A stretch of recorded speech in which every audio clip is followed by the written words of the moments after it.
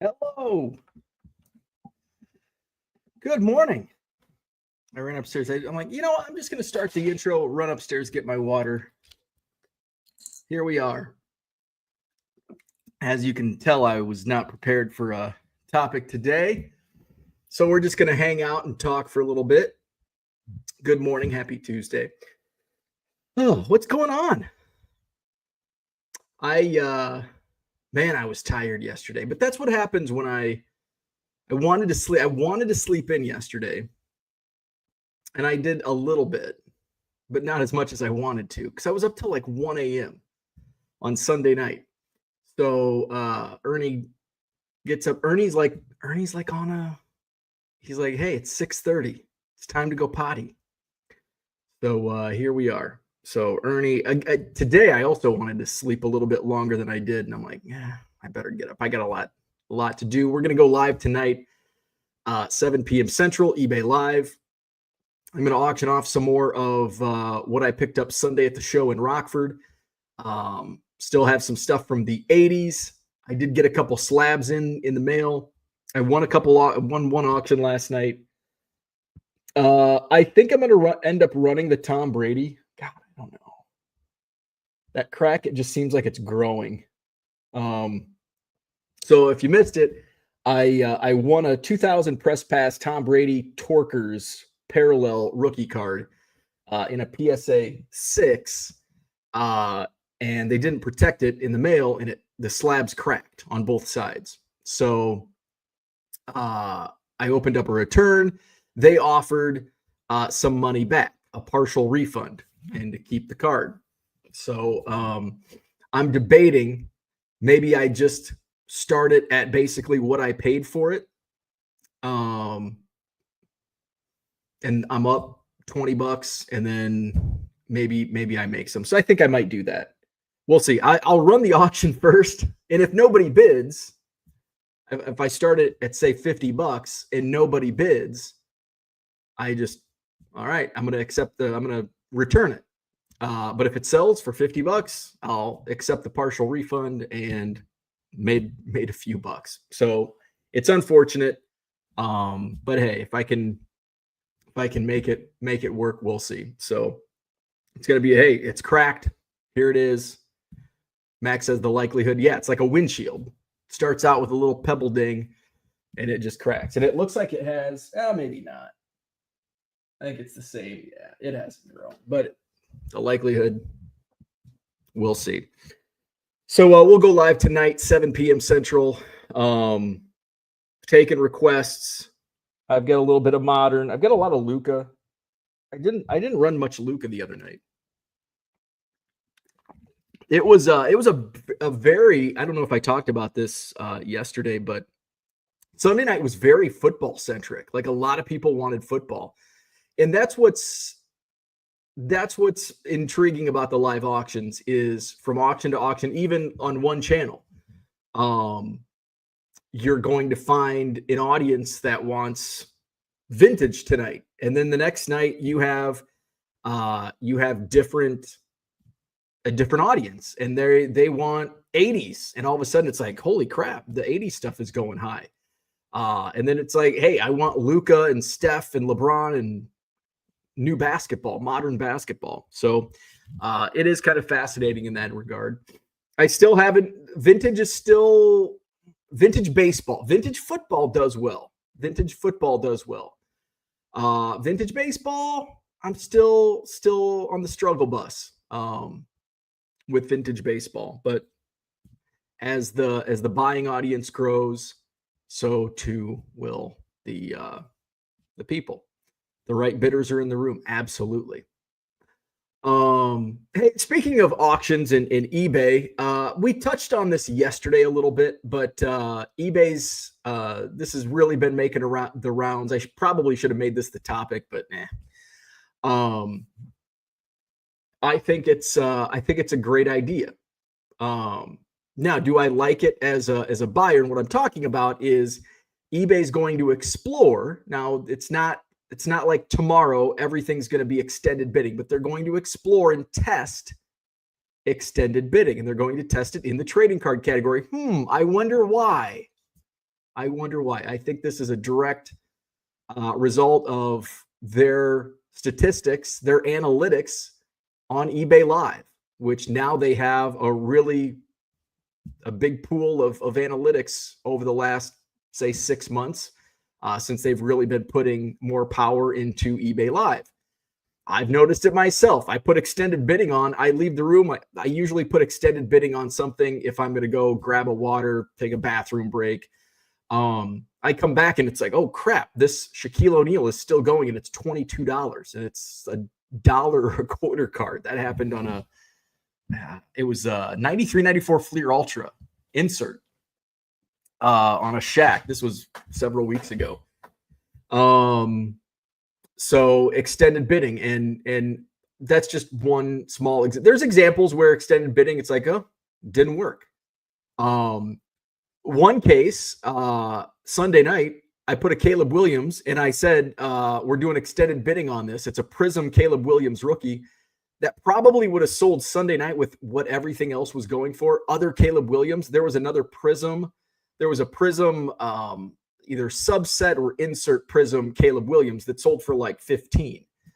This was the base Prism rookie, which should have sold for more than what the other one sold for.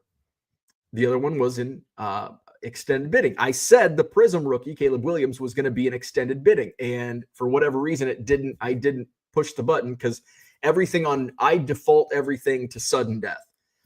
Now, eBay defaults it to extended bidding. And then I change it before the auction starts because a lot of times it's been sudden death. I might just leave it at extended bidding. We'll see. Depends on what types of things I run, I guess. And it ended up selling for $3. It was one of the lowest selling items of the night. And it based on other similar items and who was in the room, should have went for $20. That's the power of extended bidding. And I really love it as a seller. And everybody's like, eBay's killing themselves. You know what? Will some people, now this is also what I've learned in dealing with people complaining. I run a card show. I hear a lot of complaints. You run any business, you hear, you should do this. You should do that. Here's what you should do. Some I completely ignore. Some are good ideas and I use. And then some it's like, well, I'll think about that. This isn't the right time. But maybe down the road, I'll use that. And that comes from how I run my business, how I run my card shows. And one thing that I heard a lot of complaints about running the card show was in June, I moved it across the street. I had so many complaints at the hotel. Oh, you can't move. There's too many people, blah, blah, blah, blah, blah. You should move it across the street. Well, it's really expensive. You're going to have to pay to get in. There's parking. I ate that this month. Next month, you're going to have to pay for parking. And you're still going to have to pay to get in because it's expensive. So a lot of people complained. Fuck, that's crazy. And I said, and I had a lot of dealers say, I'm worried about it. Look at the popularity. Look at the attendances at card shows. People will come. $5 is not going to, $5 today is not going to deter people from coming. A few people, absolutely. But a lot of people that complain, who complains about gas prices? Who complains about egg prices? Who still buys gas? Who still buys eggs? Now, I know you can counter with, yes, but we need gas to drive places.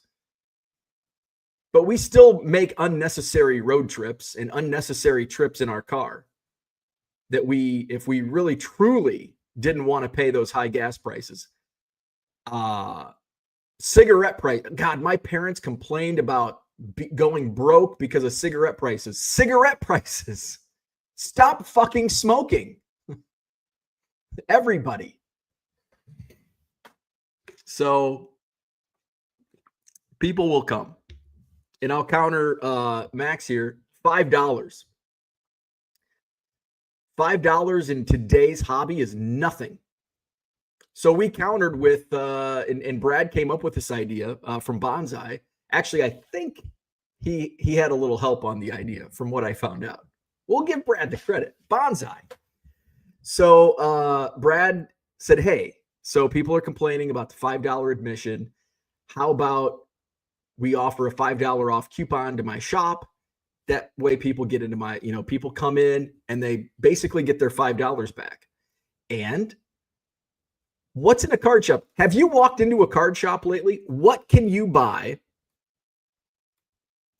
for $5 at a card shop? Max, let me counter. The 1,200 that came in, not all of those paid because we didn't charge admission for kids. I had to pay $3 a head for parking. Do the math. I had to pay $3 for kids to park. If a dad and 3 kids came in, I got $5 and I had to pay $12. Do the math. Card show promoters, despite what dealers think when they're counting tables and counting all the money, we're not getting rich promoting card shows, even at the Alliant Energy Center. And we had probably the biggest attendance. Kids drive now. No, kids don't drive. Here's the thing. I don't charge for parking. The Alliant Energy Center charges for parking. When they charge for parking, it's $8 per car. Okay, when they come into my show in June, and these are actual numbers. I'm not just making shit up. I had to pay $3 per head for parking.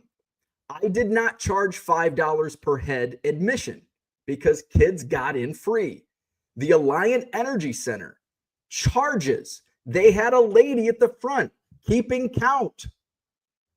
If a dad and 3 kids walked in, I had to pay $12. I only get 5 because the kids get in free and I have to pay for those kids because it's the reduced parking price because they basically think 3 to 4, 3.5, whatever their numbers are. An average of 3.5 people. I'm sure they've done enough events. They figured out the math.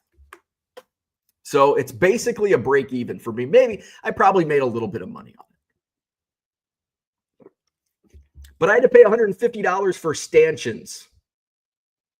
If you want electricity, it's $160. Like that's just the way it is. I can't just bring in a table. At the Sheraton, like, oh, I don't have enough. If somebody shows up and like, hey, you didn't book a table, which happened twice. You didn't book a table. I don't have you down. Well, I told you. Well, I told you that you had to book the table online. So I'm sorry. I can't just go into a closet and pull out an extra table.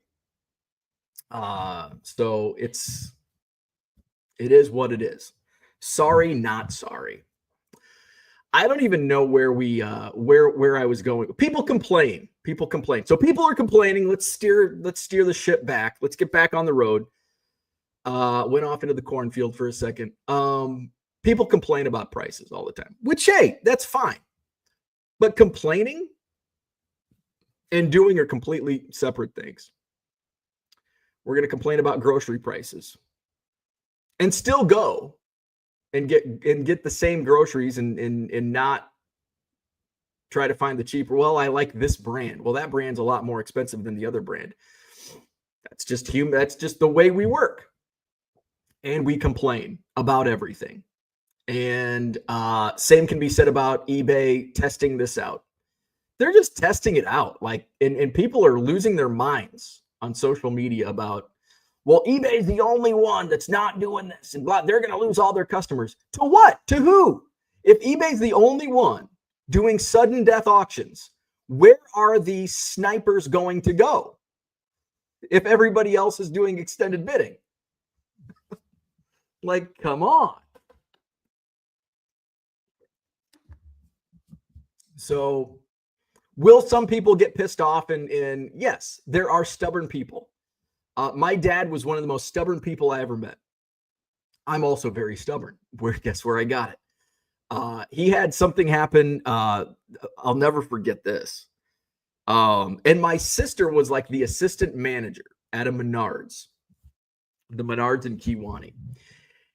And something happened with the storage. Those pop-up, not pop-up, but those just the small storage sheds you put in your backyard, the like aluminum storage shed. So he bought one of those because the 4-car garage wasn't big enough, 3.5-car garage.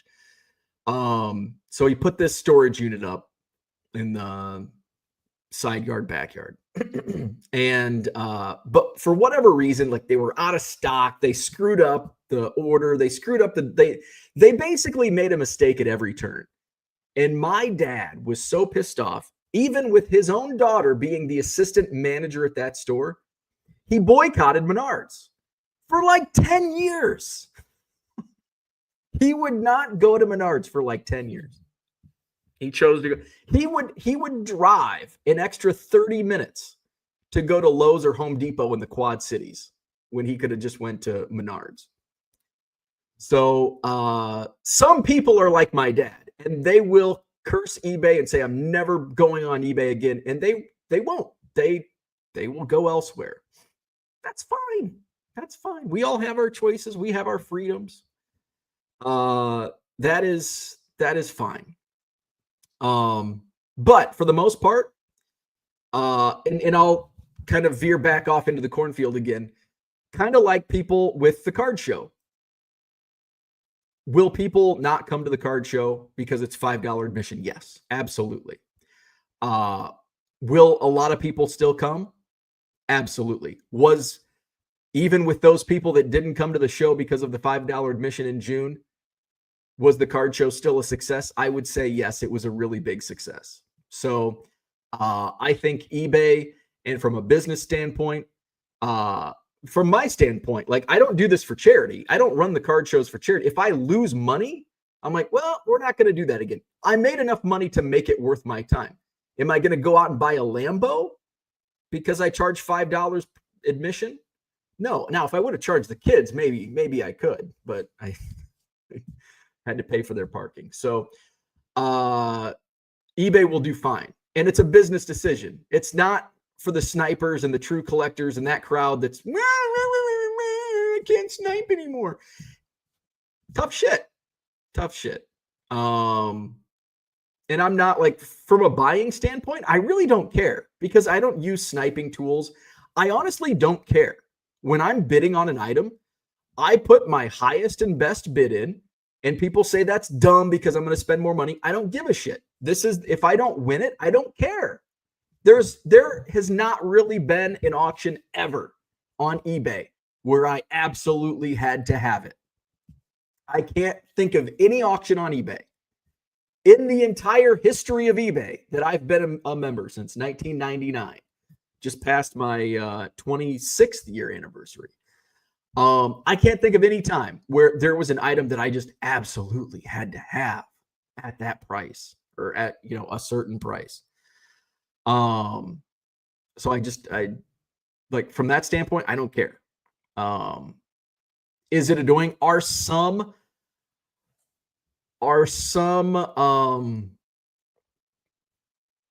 lost my train of thought here. Now, there are some extended bidding circumstances where it's annoying as hell. I think there's like a 24-hour rule on Facebook. I just see it pop up and it's like, the auction will close 24 hours after the last bid. I hate that's a little excessive. And so when I see those, it's like, man, there's good stuff, but I'm not going to play by those rules. So I'm just not going to bid. But I'm sure people get great deals because there's a lot of people like me that are like, I'm going to pass on that. That's one extreme. I think that's the extreme on the extended bidding side, whereas sudden death would be on the other side. I think I've said my piece. We'll probably circle back. Let's go to the chat. Let's say hello. Orlando, what's going on? Good morning. Card Safari's in the house. What's happening? Lewis is here. Good morning. Victor's in the house. Good morning. Mikey is here. Good morning. Dan's in the house. What's going on? What am I looking at? I don't know. You're looking at Hobby Evolution, baby. Boston Smoke, good morning. Mikey says, would you be interested in low-grade slabs from SGC Vintage? Possibly. Hit me up. Let me know what you got. Odd Merchant says, hello, want a topic? Seiya Suzuki has 25 home runs and 77 RBI and not in the All-Star game. Yeah. I'm not mad at it because he will be an All-Star. Like, he will get in. Like, he's probably, like, for whatever reason, he's the odd man out. And there was an explanation. The only other time in Major League history that a player has been snubbed, and apparently it's like the all-time all-star snub, was Hank Greenberg almost 100 years ago. I think it was in 1935, and it was Hank Greenberg's MVP season. I think that's the only time the MLB leader in RBI did not make the all-star team until Seiya Suzuki this year. And then Greenberg went on to win the MVP. Now, I do think Seiya Suzuki will be an all-star. It's kind of like, I don't get riled up about all-star snubs because at this point, there will be like 6 players that will become all-stars because of injuries or opting out. So does it suck that Seiya was snubbed? Yes, absolutely. And there was an explanation on like why, and it's because it's kind of like the NCAA tournament, which we also talk about snubs, and because in the NCAA tournament, when non-favored teams, especially in mid-majors, win the conference tournaments and take away at-large bids. So like in a Missouri Valley Conference where Drake is 30-0 or something, but Bradley wins it and they're a 500 team, that Drake's going to get in. Bradley would not have gotten in, so that takes away one of the favorites to get in the tournament, one of the bubble teams that should have been in. And same can be said with the All-Star, because the All-Stars are, the starters are voted in on by the fans. And so some of the fan vote is it's a popularity contest and not necessarily who's deserving of an All-Star game. So, and that's another reason I don't get too upset about because it's like the Hall of Fame. It's just at this point in the Hall of Fame, like there's a lot of players that are not in that should be in, and there's players that are in that shouldn't be in. Which I did some reading on that the other day. Not reading, but I just saw a post. It might have been a blog post that I found very intriguing about who are the worst Hall of Famers. And the list was surprising. And some of the players that didn't show up on the list.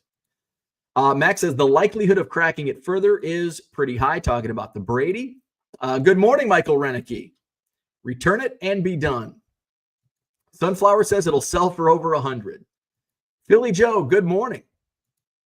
If the right bidders are in the room, I agree. And that's why I was happy winning it at the price I wanted at. It's like, I'll double my money on this. Now I probably, with a cracked slab, it's like, I don't know if it would hit 100 with that crack, but who knows?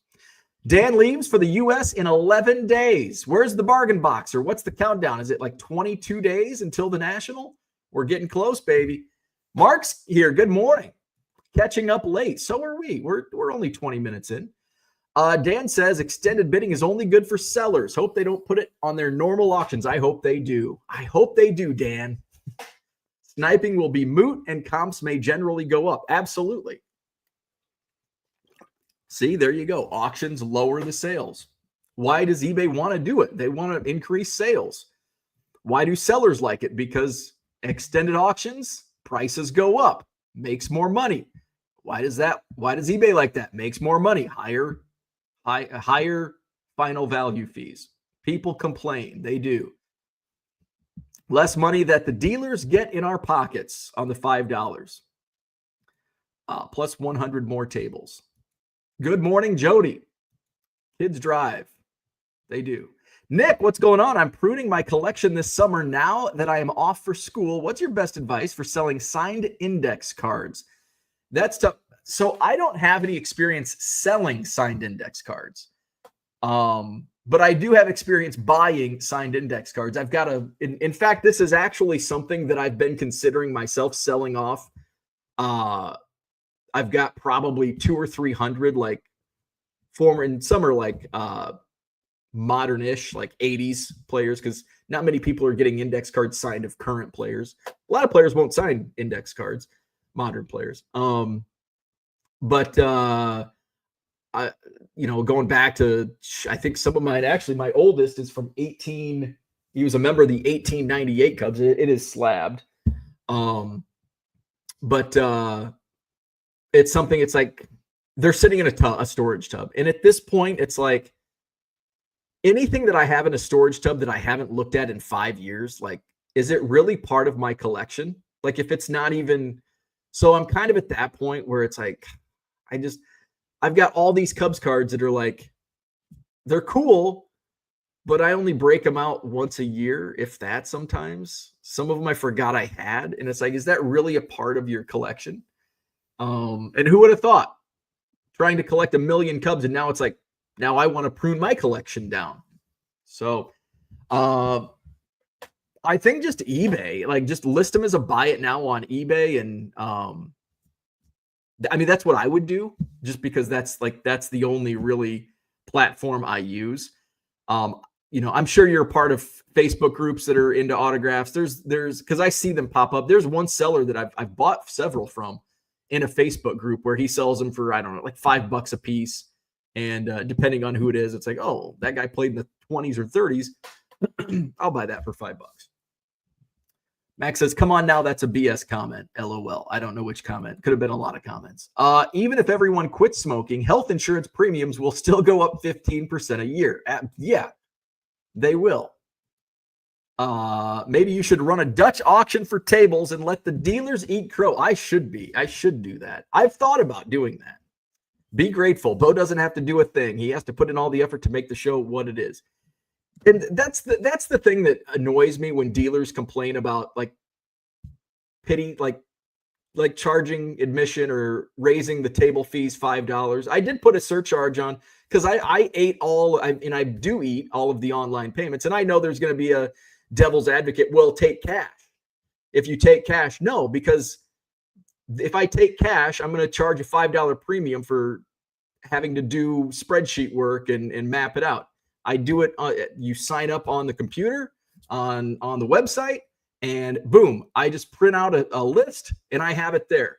If I take cash, I've got to run you down to take cash. I've got to put it in the spreadsheet. I've got to get it all organized. It's a pain in the ass. So there should be a $10 surcharge for taking cash. People don't realize the amount of not just work that goes into it, but the bullshit we have to listen to. Well, I want a corner table at the front of the room where all the people are going to be. Can you guarantee 2,000 people are going to walk through the door? I need electricity. I want this. I want that. It's like, no, you're going to get a table and be done with it. And you're going to pay what I charge. And if you don't come. You're not going to hurt my feelings if you don't want to set up. And if you're a complainer, then I'm actually going to be glad. Peter, good morning. Mr. Archer, good morning. Max laughs at odd merchants. Found treasures, thumbs up. What's going on? Card Safari says, do you have a resale sales tax exemption certificate? I do. Odd Merchant says $5 is the price of a 20-ounce Coke these days. Put it in perspective. Yeah, and it's like, I mean, here's the thing. Here's the thing that you know what grinds my gears? So the Alliant Energy Center show was 250 tables, $5 admission, and you didn't have to pay to park. And before I started the Madison Card Show, the only show in town was right next door to the Alliant at the Clarion. It was about 12 tables, and you had to pay $1.50 entrance for a 12-table show that ran like 4 hours. Put that into perspective. Multiply that out. 12 tables, what's 250 divided by 12? Throw that $1.50 multiply. Okay, I think $5 is a good deal. Peter says, I'm just starting the show now, but can you get the Brady card with the crack redone, as in get new plastic? Yes, but then I have to pay for it. So I'm not going to do that. Max says, where are you getting a 20-ounce Coke for $5? You're getting fucked, bro. Any concession stand is going to charge you $5 for a 20-ounce Coke. If you go to a gas station, it's probably, what's a 20-ounce Coke at a gas station? Probably $3, maybe $2.50. But yeah, a 20-ounce Coke is getting damn close to $5. Now, if you're going to Walmart and buying a case, yeah, you're going to get it for cheaper. But if you go to any concession stand, if you go to a Cubs game or any Major League Baseball game, what's a 20-ounce Coke going to run you? More than $5. Let's ask ChatGPT. How much does a 20-ounce Coca-Cola cost at Wrigley Field? I'm going to say like $8. I'm going to say $8 for a 20-ounce Coke at Wrigley. Which, unfortunately, those prices are like at basically any event you go to. Let's see. Estimated range. Expect to pay $5 to $7 for a 20-ounce Coke inside Wrigley Field, factoring in premium ballpark concessions. Exact pricing for 20-ounce Coca-Cola at Wrigley Field isn't officially published, but here's a helpful estimate. At neighborhood stores like Publix, 20-ounce Cokes are between $2.43 and $4.09. Wrigley Stadium concession prices are known to be significantly higher. So there you go. So I think a $5 for 20-ounce Coke is a reasonable estimate. Mark says, why 24? He is on Facebook is fantastic. Oh, the 24. I hate the 24-hour rule. I fucking hate it. Because I don't want to wait 24 hours to check back. Like, I just want to put a bid in. If I get it, I get it. Mark says, if Bo doesn't want them, I'll take a look. You can, yeah, they're all yours, man. Dan says, rewatch this live from the very beginning, and you will see what I'm talking about. What am I looking at? And I understand that. So I do understand for buyers that are looking for specific items. I'm not that collector. I don't care. Do I look for specific items? Yes. But usually the specific items I'm looking for, and this is the difference between you and I as collectors, I'm not looking for rare one-of-ones that may only pop up once every few years. I'm looking for a Javi Baez numbered to 150, you know. It's like, okay, if I don't get this one, there'll be another one that comes along. But also, I don't really care. I don't have like I don't have a Mark Burley collection like Dan has. Like, I'm not looking for specific items. So, yes, I understand there are people like Dan that have specific wants and needs when it comes to auctions. I'm not that type of buyer. I think most buyers are probably like me and not like collectors like Dan, where we've got to have this. I think it's a very small portion of buyers that are like that. Max says, we call those teams entertainment killers. Examine Baseball says, lower tier Hall of Fame, Travis Jackson, Rick Farrell, Rube Marquard, and Catfish Hunter. I don't recognize those names on the list. I can't remember who was the... Let's just ask ChatGPT. Who is considered the worst baseball Hall of Famer statistically? Maybe it was Travis Jackson. I can't remember. Bill Mazeroski. That wasn't who it was, though. He was on the list, but he wasn't. Statistically, Bill Mazeroski is often cited as one of the worst Hall of Famers, strictly by offensive metrics. Other often debated names include Rick Farrell, who Nick mentioned, High Pockets Kelly, Tommy McCarthy. Might have been Tommy McCarthy. I think it was Tommy McCarthy that the article I was reading was talking about. Examine Baseball says, index cards feel so dinosaurish. I remember being mesmerized by them at the card shops in the 80s, looking at binders and matted photos. Mark says, shoot me a message on the index. Facebook is the best option. Don't JSA as they aren't worth it. What's the best way? Odd Merchant says, if you have good Hall of Fame index cards of deceased players, card companies may look to those for cut autos. I never even thought about that. Not ready to move my Hall of Fame index cards. Civic, what's going on? Good morning. Max laughs. Dad Dude says, what's up? Complaining about cash. There is no pleasing anyone anymore. Civic says you can get a 2-liter for $2.99, same price as a 16-ounce, $3.99 for 20 ounce in Arkansas. And I think typically that's typically what it is. Like 20 ounce are typical, or liters or 2 liters are typically cheaper. Because who wants 2 liters are like the redheaded stepchild of soda containers. Like it's too big to carry around. And it's just a pain in the ass to put in the fridge. Sometimes they don't fit in the fridge. They lose the fizz, whatever, the carbonation quickly. 2 liters suck. There you go. Exchange emails. Max says 40 ounce at Quick Trip for less than $2, apples and oranges. Well, are you talking about a soda fountain? I mean, there's a difference between a soda fountain at a gas station and the general cost of a 20 ounce pop.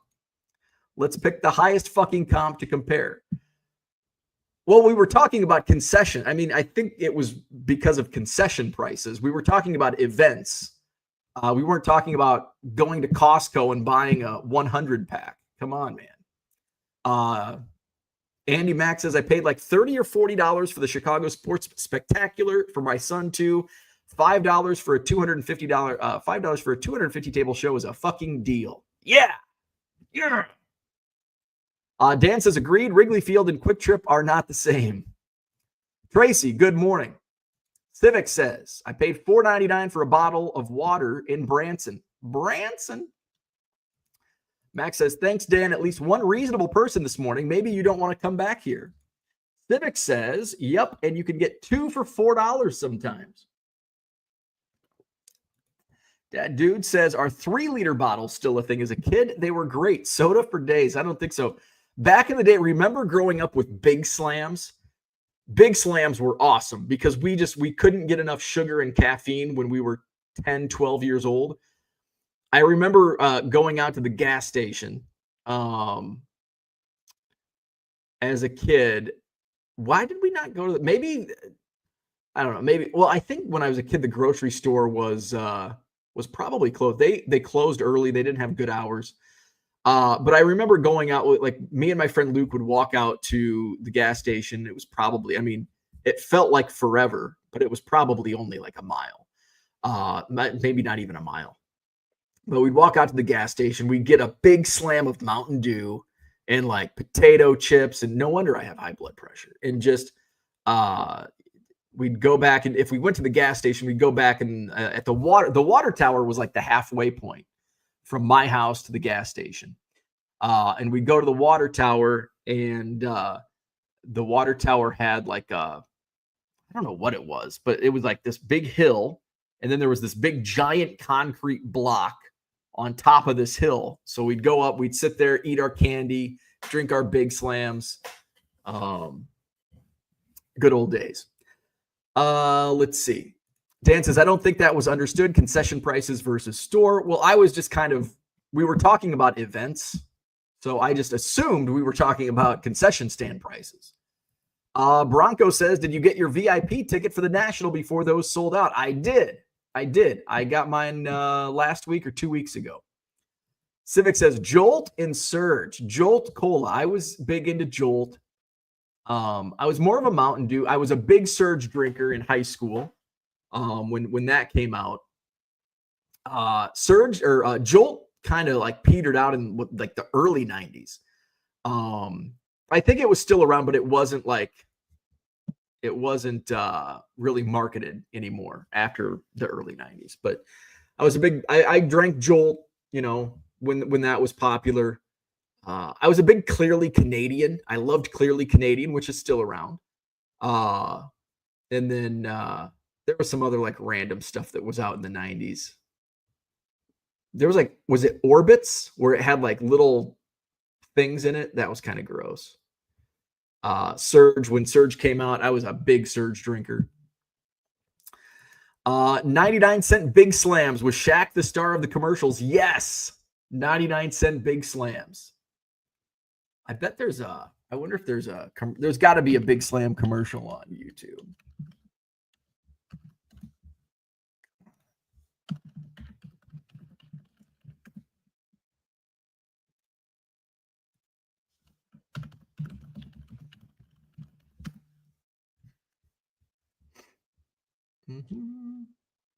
Here's a 1993.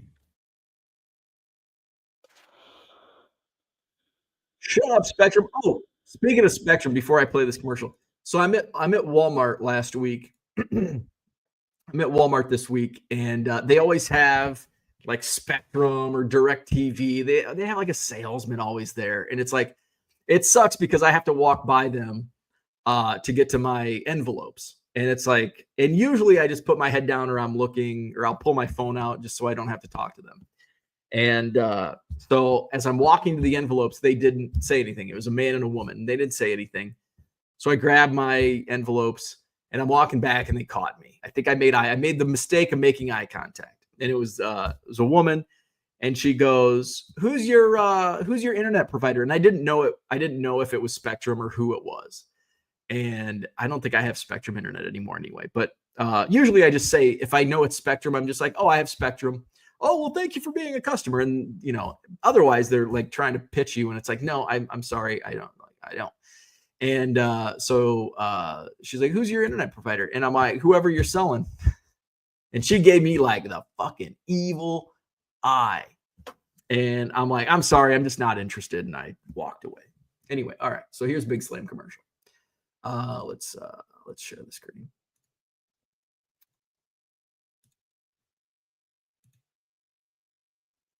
Big Slam. We're going down memory lane here. Memory lane, Big Slam.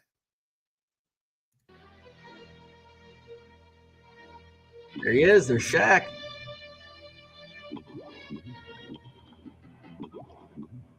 Oh, this was a great commercial.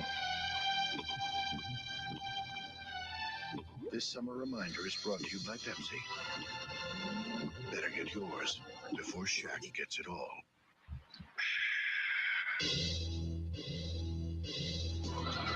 Shaq attack. Oh, awesome. I don't know if you could hear.